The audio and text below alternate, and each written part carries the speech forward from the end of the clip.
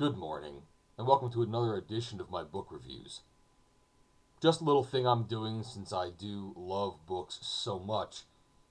I figure I might as well put my opinions out there of some ones that I have read or listened to or what have you, to see if you want to actually read or listen to them yourselves. Sometimes you can hear something and say, it really doesn't interest me too much.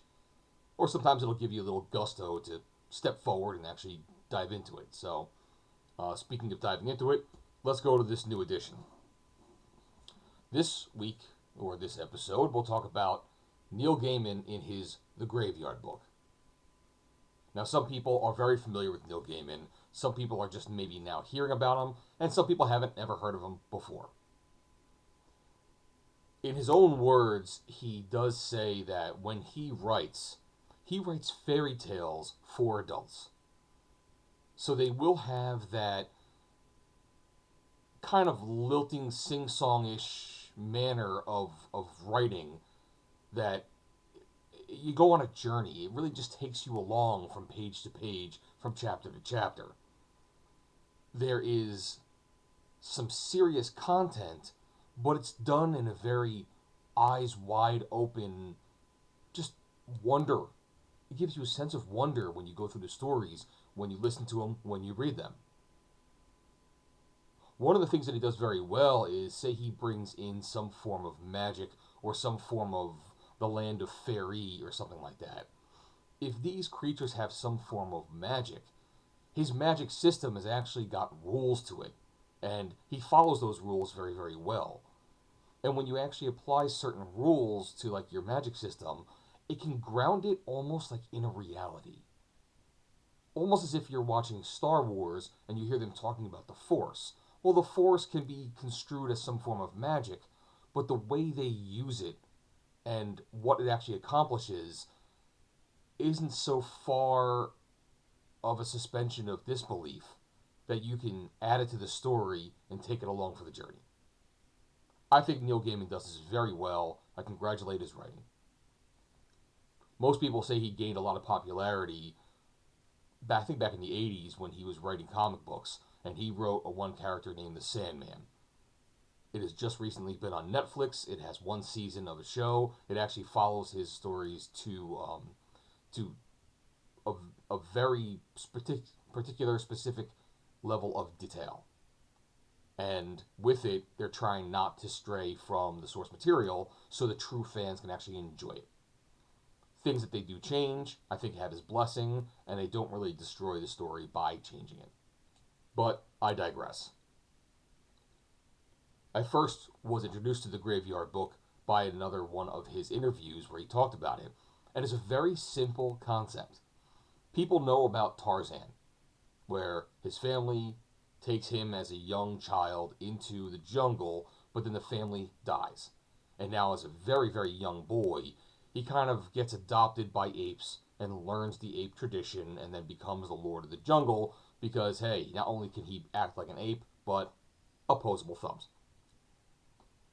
This story follows a similar vein. Essentially, there is a killer who comes and kills an entire family. However, they do miss out on the very young boy who's still in the crib. The boy had actually gotten out of his crib and kind of went for a little jaunt, made his way outside, and just started kind of toddling around a little bit. So when the killer went through the family, destroyed the mother, the father, and one of the other kids, and missed this one. The home was near a graveyard. So the child actually goes into a graveyard, and now we start to enter into spiritual, magical, supernatural, whatever you want to call it, phases, because the denizens of the graveyard actually still live in the graveyard as ghosts and such, and no one can really see them. However, they see the baby, and the baby kind of sees them back. So it takes that Tarzan story of the apes taking a little boy and raising him, and now it's the ghosts in the graveyard see a little boy and raise him. So they put in enough details in there so you don't have to worry about where's the food coming from, how is the boy going to actually maintain warmth and sleep there and live there and what have you. Those details are in there. He has enough lines that say, just here you go, take it, and walk with it. And you do, or at least, and I did. As you go through the story, it may have a point going from beginning to end, but the main thing about it is a journey. You're literally following this child as he's talking to these old ghosts, as he's talking to the people who are dead, and he's not afraid of them being dead because he doesn't know what dead really means just yet. And how he goes about his day. He learns his letters by people teaching, the ghosts teaching him the letters on the tombstones. And on the tombstones is where he gets all of his letters in English. He even learns about the Latin phrases that people put in their epitaph. So he gets a rudimentary form of education. And then later on in life, and it does jump through the years, I think the whole book takes place over the course of maybe 13 years, when he's now a teenager and trying to go to high school in some fashion, where all of a sudden the people who didn't kill him learn of his existence and come back to finish the job. I'm not going to say much more, so I'm not here to spoil anything for anybody. Even if it was a story that I didn't like, it's not my intention to come out here and spoil stories. But I want to give enough details so you understand what you're getting into and you can enjoy it. So, the Graveyard Book, as you go through it, it just takes you on this nice little journey, and you're trying to follow this kid, how he learns the world, how he learns the rules of life, and goes on from there. It actually has a couple morals in there, which you can follow.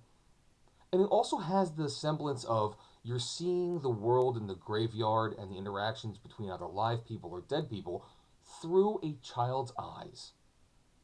So the questions of why am I talking to you? How can I talk to you? How is this even possible? Aren't in a kid's head. This kid just knows, oh, I walked up to you, you introduced yourself, I introduced myself, and then we went and played. Or then you showed me something. Or then this happened or that happened. So it's a wonderful journey. I recommend it. It's almost like a summer kind of reading book because you can probably go through it pretty fast. Full disclosure, I actually listened to this in audiobook. This actually here is just a little bit of a prop. This is another book I was reading, and I just popped the printout of the cover on here. I listened to this on YouTube. The whole book is available, and it's actually narrated by Neil Gaiman himself.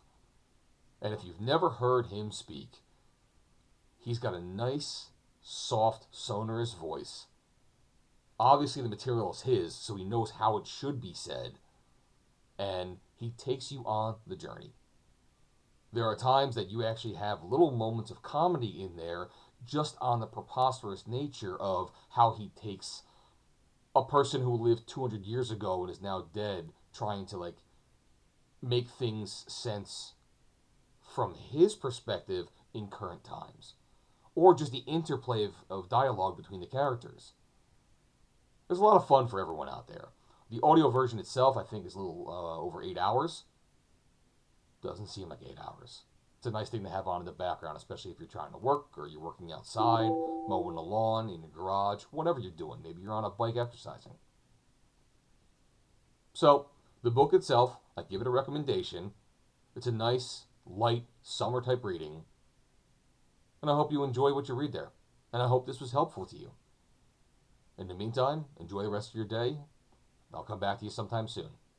Bye-bye.